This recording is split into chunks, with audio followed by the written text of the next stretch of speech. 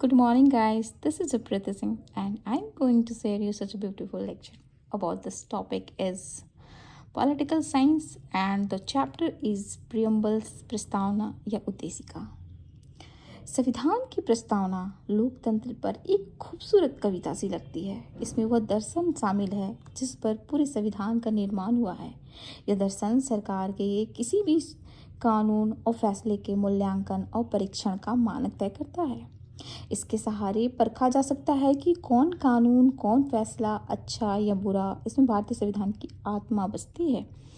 हम प्रस्तावना के भारतीय संविधान में जो प्रस्तावना ली गई है वो अमेरिका के संविधान से प्रेरित है और इसकी जो भाषा है वो ऑस्ट्रेलिया के संविधान से ग्रहण किया गया है। मतलब भारत के संविधान की जो भाषा है वो ऑस्ट्रेलिया के संविधान से ग्रहण किया गया है।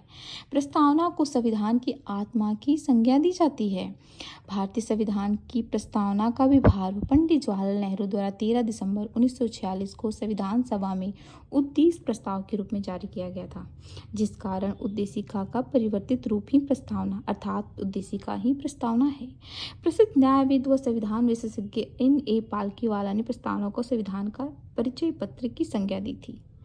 आगे हम प्रस्तावना को पढ़ेंगे और प्रस्तावना के एक एक शब्दों का विस्तार पूर्वक समझेंगे। और क्योंकि सारे प्रश्न जो आते हैं वो प्रस्तावना के शब्दों से आते हैं और प्रस्तावना को कब अपनाया गया था, कब लागू किया गया था और कौन से तारीख में संविधान को लागू कर दिया गया था, पूरे देश में पूर्ण रूप से कब लागू कर दिया गया था। ये सारे जो प्रश्न आते हैं तो हम उस पर आगे विचार करेंगे। हम भारत के लोग भारत को एक संपूर्ण प्रभुत्व संपन्न समाजवादी पंथ निरपेक्ष लोकतंत्रात्मक गणराज्य बनाने के लिए तथा उसके समस्त नागरिकों को सामाजिक, आर्थिक और राजनीतिक न्याय, विचार, अभिव्यक्ति, विश्वास, धर्म और उपासना की स्वतंत्रता, प्रतिष्ठा और अवसर की समता प्राप्त कराने के लिए तथा उन सब में व्यक्ति की गरिमा, राष्ट्र की एकता और अखंडता सुनिश्चित कराने वाली बंधुत्व बढ़ाने के लिए दृढ़ संकल्प होकर अपनी इस संविधान सभा में आज तारीख 26 नवंबर 1949 को एतद द्वारा इस संविधान को अंगीकृत, अधिनियमित और आत्म अर्पित करते हैं। इसमें सवाल क्या आते हैं कि भारत का जो संविधान है वो बन के तैयार कब हुआ था। तो बन के तैयार हो गया था 26 नवंबर 1949 को और इसे लागू किया गया था। इसे लागू कब कर दिया था, मैं इसके बारे में सारे से विस्तार से बताऊंगी क्योंकि लागू कब किया गया था और अपनाया कब गया था। तो मैं बात करती हूँ पहले प्रस्तावना के सारे महत्वपूर्ण तत्वों को समझते हैं, जिसमें स्रोत उसके क्या है, तो स्वरूप क्या है, उद्देश्य क्या है। तो प्रस्तावना के जो प्रमुख तत्वों में स्रोत आता है, जो प्रस्तावना का मुख्य स्रोत क्या है, तो हम भारत के लोग अर्थात भारत की जनता, भारत की पब्लिक, जो कि संविधान का सर्वोच्च रूप है। मतलब संविधान को जो शक्ति प्रदान करता है वो भारत की जनता ही प्रदान करती है। तो सबसे पहले भारत में क्या है, संविधान है और संविधान को शक्ति प्रदान करने वाले कौन है, भारत की जनता है। तो हम भारत के लोगों का शब्द क्या है और इसे क्या समझना है। तो भारत के संविधान का निर्माण और नियमन भारत के लोगों ने अपने प्रतिनिधित्व के माध्यम से किया है, ना कि किसी राजा या बाहरी आदमी ने उन्हें दिया है। अर्थात ये क्या है, पूर्ण रूप से भारत की जनता द्वारा बनी हुई संविधान है ना। और इसमें जब हम इसके स्वरूप के बारे में बात करते हैं तो संपूर्ण प्रभुत्व संपन्न। तो संपूर्ण प्रभुत्व संपन्न से आप क्या समझते हैं, तो लोगों को अपने से जुड़े हर मामले में फैसला करने या सर्वोच्च अधिकार है। कोई भी बाहरी शक्ति भारत की सरकार को आदेश नहीं दे सकती कि आप ये करिए वो करिए। तो बाह्य और आंतरिक रूप से पूर्ण रूप से क्या है, अपने फैसले को लेने के लिए स्वतंत्र है भारत। अब हम समाजवादी को समझते हैं। तो समाजवादी का मतलब क्या होता है, तो समाज में संपदा सामूहिक रूप से पैदा होती है और समाज में उसका बंटवारा समानता के आधार पर होना चाहिए।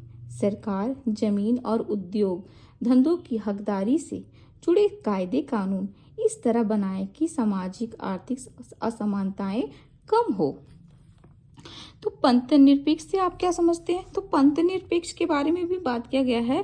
तो नागरिकों को किसी भी धर्म को मानने की पूरी स्वतंत्रता है, लेकिन कोई भी धर्म अधिकारित नहीं है। सरकार सभी धार्मिक मान्यताओं और आचरणों को समान समान देता है। ठीक है, मतलब इसे पंथ निरपेक्ष में कहा गया है कि भारत के जितने भी धर्म है, सरकार उस धर्म को आधिकारिक रूप से अपना धर्म नहीं मानती, लेकिन सारे धर्मों को समान रूप से सम्मान प्रदान करती है। ठीक है, अब हम लोकतंत्र को पढ़ेंगे। लोकतंत्र, क्योंकि हमारा देश जो है पूर्ण रूप से लोकतंत्र है और ये देश विश्व का सबसे बड़ा लोकतांत्रिक देश है, लिखित रूप में भी। तो हम इसमें बात करते हैं लोकतंत्रात्मक क्या होता है। सरकार का एक ऐसा स्वरूप जिसमें लोगों को समान राजनीतिक अधिकार प्राप्त रहते हैं। लोग अपने शासन का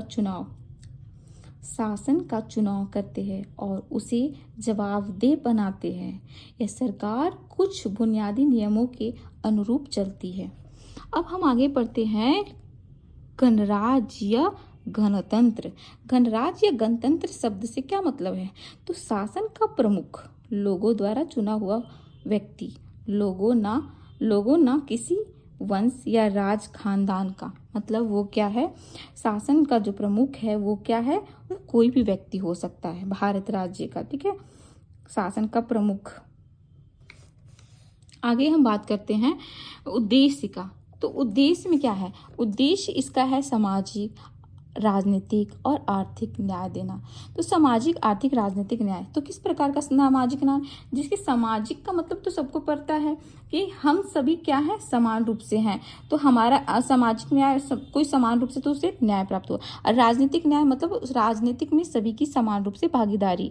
आर्थिक न्याय मतलब सभी को समान रूप से कार्य करने या अपनी एबिलिटी के अनुसार जो कार्य करते हैं उसमें उनको करने का मतलब पूर्ण रूप से स्वतंत्रता, मतलब न्याय है, वो कर सकते हैं। आगे हम बात करेंगे स्वतंत्रता का। तो इसमें किस प्रकार की स्वतंत्रता दी जाती है, तो विचार, व्यक्ति, विश्वास और धर्म की स्वतंत्रता ये प्रस्तावना उसमें प्रदान करती है। आगे हम उसमें पढ़ेंगे प्रतिष्ठा, अवसर की समता या समानता, व्यक्ति की गरिमा, राष्ट्र की एकता, अखंडता और बंधुत्ता। तो इसमें समता और बंधुत्ता को हम बहुत अच्छे तरीके से समझेंगे। समता का मतलब है कि कानून के समक्ष सभी लोग समान हैं। पहले वे चली आ रही सामाजिक असमानताओं को समाप्त होना होगा। सरकार हर नागरिक को समान अवसर उपलब्ध कराने की व्यवस्था करे। अब बंधुत्ता से क्या समझते हैं, हम सभी ऐसा आचरण करें जैसे कि हम एक परिवार के सदस्य हो। कोई भी नागरिक किसी दूसरे नागरिक को अपने से कमतर ना माने। तो समता और बंधुत्ता में क्लियर हो गया। अब हम इसमें बात करेंगे समाजवादी और पंथ निरपेक्ष शब्द को 42वें संविधान संशोधन 1976 द्वारा संविधान की उद्देशिका में जोड़ा गया।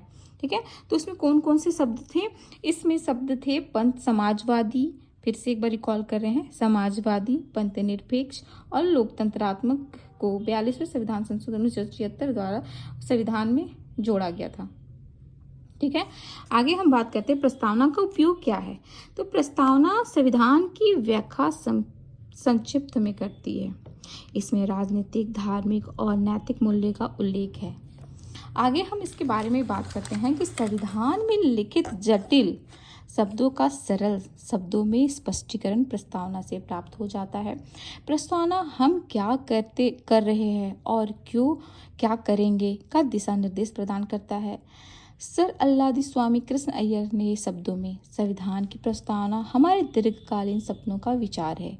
प्रारंभ में प्रस्तावना को संविधान का भाग नहीं माना गया था, जिस संदर्भ में 2 केस महत्वपूर्ण है। पहला केस है बेड़ूबाड़ी नाम बनाम केरल राज्य 1960। इस केस में सुप्रीम कोर्ट ने प्रस्तावना को संविधान की भाग के रूप में मानने से इनकार कर दिया। अब देखिए, इसमें प्रश्न यही से पूछते हैं कि किस केस में प्रस्तावना को संविधान का भाग माना गया और किस केस में प्रस्तावना को संविधान का भाग नहीं माना गया। ठीक है, तो केशवानंद भारती केस 1973, इस केस में सुप्रीम कोर्ट ने प्रस्तावना को संविधान का भाग माना, परंतु मूल ढांचे में परिवर्तन को असंवैधानिक करार दिया। इसी के अनुसार 42वें संविधान संशोधन 1976 में प्रस्तावना में एक परिवर्तन किया गया, जो कि यह प्रस्तावना में अब तक पहला और आखिरी परिवर्तन है। जैसे मैंने बताया ना कि प्रस्तावना में कुछ शब्द जोड़े गए, जो मैंने अभी बताया था। प्रस्तावना में शब्दों को 3 शब्दों को जोड़ा गया, समाजवादी, पंथनिरपेक्ष और अखंडता। ये तीन शब्द 42वें संविधान संशोधन 1976 के संविधान संशोधन में जोड़ा गया। प्रस्तावना में अब तक 1 बार संशोधन किया गया है, ये नोट है, और इसे अभी तक 3 बार पढ़ा गया। प्रश्न आएंगे इससे, प्रस्तावना में अब तक 1 बार संशोधन किया गया है और इसको अभी तक 3 बार ही पढ़ा गया है। तो कितने बार पढ़ा गया? 3 बार पढ़े गया। और इसमें क्या, कितने संशोधन में? 1 संशोधन सिर्फ हुआ है। ठीक है, आगे हम बात करेंगे भारतीय प्रस्तावना में स्वतंत्रता, समानता और बंधुता के आदर्श को फ्रांस की क्रांति 1789 to 1799 से लिया गया है।